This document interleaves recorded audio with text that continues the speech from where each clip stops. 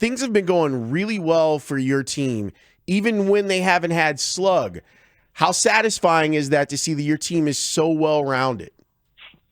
Yeah, no, it's been a good run for us. And, obviously early in the season, we were scoring, a ton of runs. And, I think we have a really good offense, but some of those numbers were probably unsustainable. And you have to be able to win in a lot of different ways. And I feel like the last couple homestands, the wind has blown in a little bit against the Rockies, against the Pirates. And, we've been able to win some games, in different ways with pitching and defense. And that is gratifying because you're right. You can't just win one way. You have to be able to win a lot of ways. And we've sort of done both. Talking to Ryan Brazier in the clubhouse the other day, guy was on the 2018 Red Sox and last year's Dodgers, who both won titles.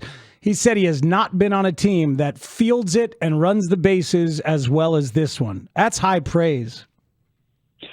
No, it is, and it really is a credit to the coaches and the players. But our coaches are super well prepared. I think they're, really taking advantage of little things the defense does. I thought like our double steal in the 10th inning was this really great preparation by the coaching staff the other day, and so we've been running the bases hard. And I think you need to on the days that the wind blows in. You have to be aggressive, and we've been more aggressive on those kind of days than on days we can slug. So. That's great to hear. It is a really good defensive team. Obviously, the guys up the middle have just been fantastic, and having that, defensive spine, so to speak, has really allowed us to play a lot of clean games. Now that Craig is a year and a half in with the whole operation and kind of knowing how things work, what would you say has been his strength? And can you, as someone that's in charge of the baseball ops, see it more clearly now this season than maybe last season? Yeah, I mean, he's certainly more comfortable. He changed the staff a little bit based on some of his recommendations. So I think the staff is more reflective of what he wants. I think that if you look at the way we're playing this year in terms of how we're running the bases and how we're playing defense, I think it's more reflective of what he wants. And so, yeah, I think certainly having him here for a full year, getting him a chance to see what we do and then make some real recommendations that has really been helpful. So, he's certainly more comfortable, and I think as a result, more effective. And I'd say in terms of his biggest strength, I mean, obviously he's incredibly bright, and I think he makes great decisions in game, and he's really well prepared. But I think his steadiness is really remarkable. It's hard to tell after games we won or lost just based on his reaction. He knows that this is a 162 game marathon. You have to, be steady. And I think I can't imagine anyone more steady than him from on a day-to-day basis. Has he affected the way that you think about managing a bullpen from a roster perspective during the course of the year, now that you guys are working together on that? Yeah, I think the biggest thing is I feel total confidence that if we bring someone in, he's going to deploy them the right way. And he's willing to throw guys right in the fire, which I think is important, that he trusts the guys down there. I think you've seen almost every guy in our bullpen pitch in a significant spot. I remember when we acquired Drew Pomeranz, it was a small deal with Seattle, and he threw him kind of right in high leverage situations. And I think that the players feel that trust, that he'll put them in big spots. And I think it means a lot for us that, if we acquire somebody, based on, he's part of the process. He knows what the scouts say. He knows what the analytics are. And so he understands the player, and he's willing to deploy those guys in the right spot right away. Boy, that's interesting, because that makes all the sense in the world. A guy who's done the job and is a part of that, because the roster churn and the role churn in the bullpen has seemed very aggressive and well done this year. Since April 19th, it's the best bullpen ERA in baseball. It's kind of amazing considering how it started. Yeah, I mean, it is stabilized really well. And listen, bullpens, they're volatile. There's ups and there's downs, but it's been an impressive run for these guys. They've been throwing strikes. They've been attacking guys. And, hopefully we can just continue to give those reinforcements, because I always say there's just sort of there's no completion. There's no finish line when it comes to a bullpen. There's always going to be, injuries. There's always going to be volatility, and it's our job to try to keep finding guys. And, the nice thing is, like I said, knowing that when we do find those guys, he'll be part of the process, and then he'll also deploy them the right way. I think that goes a long way towards having an effective bullpen. Yeah, to speak on a couple of guys specifically in the bullpen, what was you guys' plan to get Ryan Pressly right? Because what he's done since being taken out of some of the high leverage situations has been impressive enough to end up back in the high leverage situations. Yeah, well, I'll give Tommy Hotovy and the pitching guys a lot of credit. When he struggled against the Giants in that game, I feel like in some ways that was, I don't want to say coming, but it was something that it was led to by the fact that he was striking out at that point. I think it was like 7 or 8% of the batters he was facing, which is just too low to pitch late in the game. The ball was in play too much, and whenever the ball's in play that much, there's a lot of balls end up being hits. And so I feel like, he wasn't striking out guys before that game. That game happened. I think, give Ryan a lot of credit and our pitching guys credit. They sort of redoubled their efforts to figure out, how to incorporate more swing and miss and get back closer to his career norms. And I think since that game, it's around 23% strikeout rate. So he's really improved significantly since then. And you're right. I think give him credit for pitching well and earning his way back to pitching high leverage. He pitched 3 in a row the other day, all in big spots, and did a nice job. So he deserves a lot of credit for sticking with it and making real improvements. We have been discussing as a show, Speegs and I have been talking about Daniel Palencia, and he's 4-seamer slider primarily. And we've both been like, is there a tertiary pitch? And should that pitch be a changeup because of how good his 4-seamer is, or should it be like a splitty to go with it? When you see someone with that type of arm talent and he's being effective with 2 pitches, do you push for a third pitch, or do you let him come to you with the idea of a third pitch? Yeah, he does have a split that he doesn't throw very often. I think, obviously he was a starting pitcher, so he has the ability to throw different pitches. But ultimately, I think simplifying his attack plan has been the best way to sort of get him in the strike zone and get him consistent. And I think that's the most important thing. He's throwing, north of 100. He's throwing strikes. And I think sometimes that simple approach is enough, honestly. So yes, I think obviously you want to continue to refine, continue to improve. It would be great if he could get to a point of comfort where he would throw the splitter in some of those situations. But right now, I think the biggest focus is on, he's throwing 100 and he's in the strike zone. We're going to be okay. And I think that's been the focus. And I think Daniel and the pitching guys have done a really good job of getting him there. It's quite an origin story to how he became a Cub. And then now here he is closing games. It's kind of an example of how bullpens work in modern baseball, isn't it? It's a remarkable route for Palencia. Oh, absolutely. And I give our pro scouts, our analysts, a lot of credit. I mean, he was a guy we got, for Andrew Chafin at the deadline, and it was kind of unheralded move. And, he went to the minors and was a starter. And it is, in some ways, it's how it happens, right? The guy with this kind of arm talent probably wasn't quite consistent enough in some ways to be a starter, but you put him in a bullpen, and there were some ups and downs, but he stuck with it really well. Our guys have stuck with him, and it's fun to watch him have success right now. It is. It's fun to see the success team-wide of what you guys have done, and we're getting close to the halfway mark. Do you feel like you know what this team's identity is?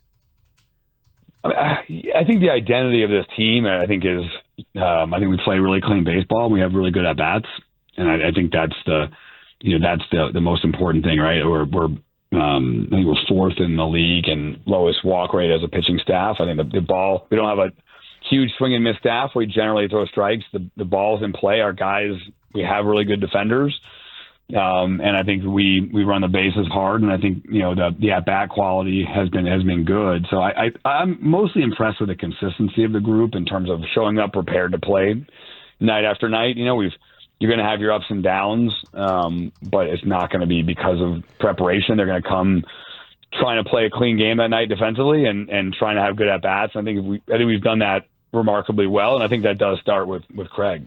We are talking to Jed Hoyer right here on the Spiegel Holmes Show on The Score. Are you upset with your former employee and friend, well, I don't know if he's a former friend, Craig Breslow, for making the Giants better in the National League playoff race? Because, boy, they seem to be kind of a beast now with that Devers kid.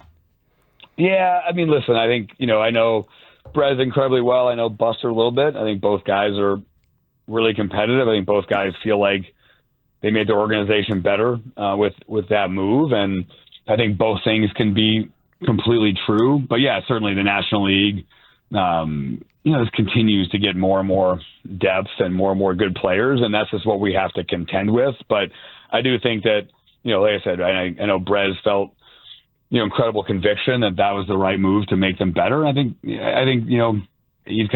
really competitive. He wants to win. I think he feels like this is the best avenue to that, and I think that makes a lot of sense for them to do that. He had some really thoughtful humility yesterday on the record about learning from the Devers situation.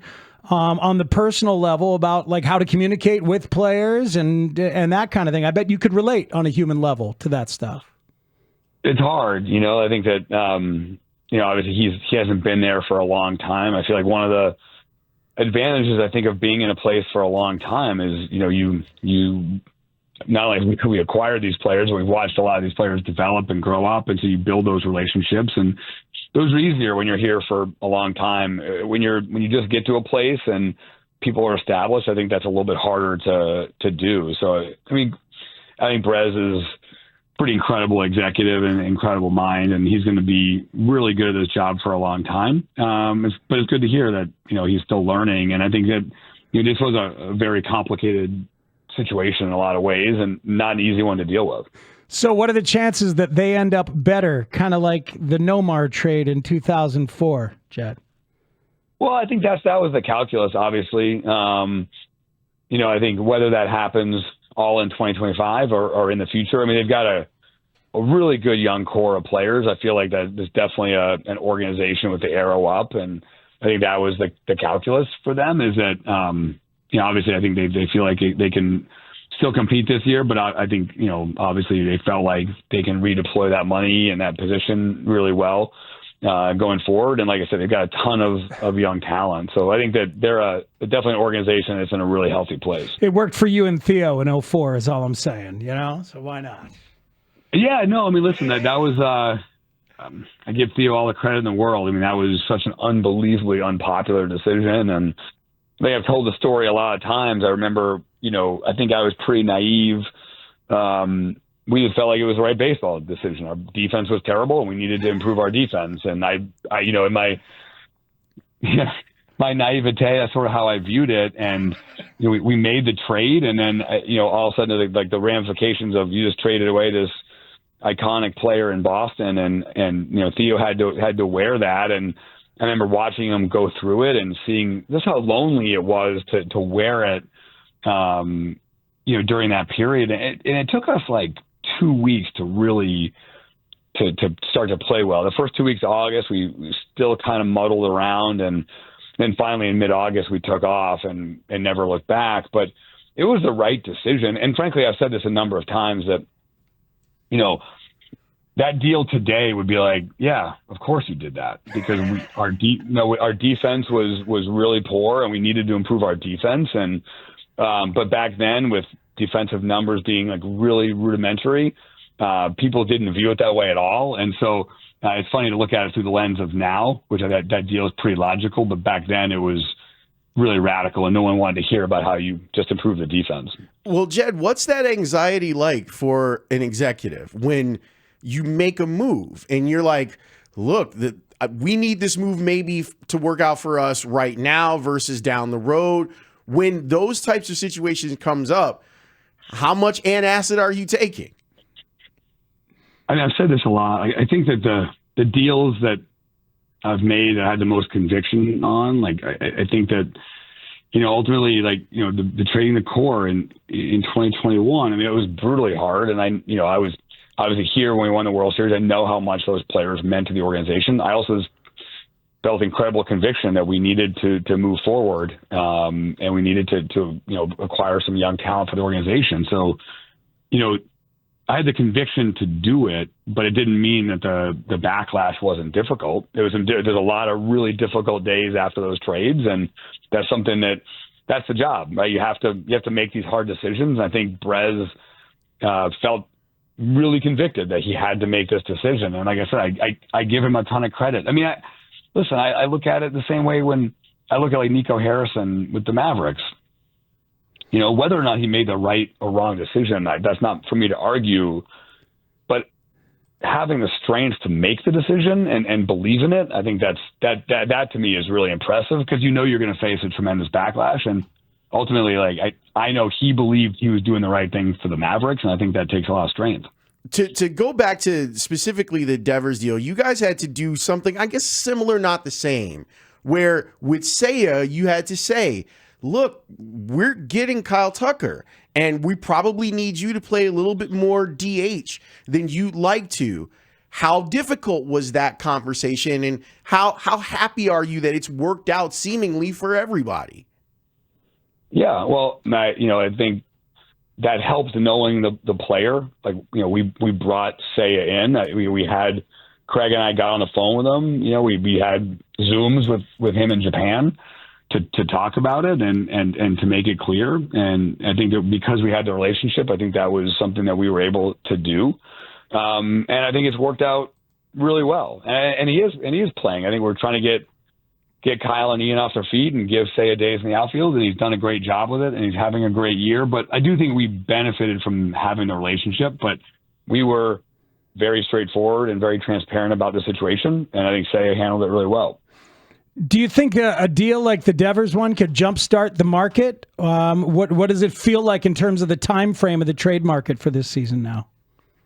Probably a one-off deal. I don't think it jumpstarts the market, but I think, you know, as you start to get into this time of year, there's more conversations that are happening, and it just sort of keeps ramping up. And usually there's a lot of talk around the draft. People in this industry generally talk around the draft anyway, so that there's always a lot of chatter around draft time, and then really right after. I mean, it's almost like as the draft ends, I feel like that really kicks into gear, and that's sort of how it's worked the last few years. You guys made the Samardzija and Hamill for Addison Russell trade on the 4th of July. Made the Jose Quintana acquisition on the 13th of July. So you've got some experience with early moves. Does this team and this situation warrant you thinking on the earlier side? Yeah, I know if deals are there and transactions are there, I think certainly you're right. I mean, every turn through the rotation or every outing that you get extra out of a player adds value. So it makes a lot of sense. And, you know, when we were on the sell side, we were very aware of that. You mentioned a few of those deals. I think that the deal that we traded Matt Garza like 2 or 3 weeks before the deadline as well. We were pretty aware of that, and we felt like we could always get a little bit extra value out of teams if we were willing to act early. And sometimes, you know, some of the sellers haven't declared themselves. So if you're a seller it was clear that we were sellers, it made sense to kind of jump the market and rather than wait for the market to get flooded as we got closer to the deadline. So we were pretty aware of that as a seller. And, you know, I think as a buyer, certainly it makes sense that if the prices aren't, you know, prohibitive, it makes sense to make an earlier deal rather than a later deal. If you talk to pretty much any baseball executive this time of year, they're going to say, we need more pitching. And they're not going to be wrong. Everyone needs pitching and could use a little bit more. And I know that you've gone on the record and talked about that too, that's something that you might be looking for inside of a trade market. That being said, the moves that you guys have already made, and considering that Justin Steele has been down and Shota has been down for a big portion of the season, when you look at the way that your rotation has reacted to this, does it change your mind at all? Or do you say, like, let's continue to bolster them? I think they're separate things. Like, I'm super proud of the way this rotation has pitched. I mean, I think you're right. You know, our 2 highest projected pitchers, you know, one's been out for the year, the other's been out since really like around May 4th, and they've responded really well. You know, Talian's been terrific, and Boyd's been terrific, and, you know, Cade has come up and pitched well, and, you know, I think, you know, Ben's had been a little bit up and down, and Colin has been really steady, and I give those guys so much credit for that. But all that said, I just think that, you know, the way the game is played now, you've got to just continue to add pitching when you can. So yeah, there's a reason that all these teams are saying they need pitching, is because I think everyone has the sense that you can't have enough depth. And also, the rules have changed, right? Where you can't make the waiver deals you used to be able to make in August. And so you're a little bit more shut once the deadline passes on July 31st. And that's those are your pitchers. You can't go out in the same way you used to be able to do that in August and find somebody. So you have to acquire as much depth as you can. And I think we'll be certainly looking for that. What's the latest on Shota? He's going to pitch later this week for Iowa, and then we'll sort of reevaluate. But he's made 2 rehab starts in Arizona. He threw 4 innings on the 14th. I think he threw 44 pitches and then threw a bunch in the bullpen. So, he's on track. And like I said, he'll pitch for Iowa later this week, and then we'll kind of reevaluate. Not that you guys would rush him, but does it help to not rush him because you guys have been so good? We haven't rushed him. We want to make sure we get him right and get him healthy. And I'm excited to get him back. I think not only is he really good, but he also provides innings that are super valuable. And in today's game, when you can get 6 or 7 innings out of your starter, it helps rest your bullpen. And so, I think that's been something that I think our guys have done a better job of that lately. But we had a stretch where our guys are kind of going 5 innings, and that makes it really hard to get 12 outs a night out of your bullpen. And we're excited to get Shota back, but we haven't rushed him, and ultimately, I think we'll be better for that.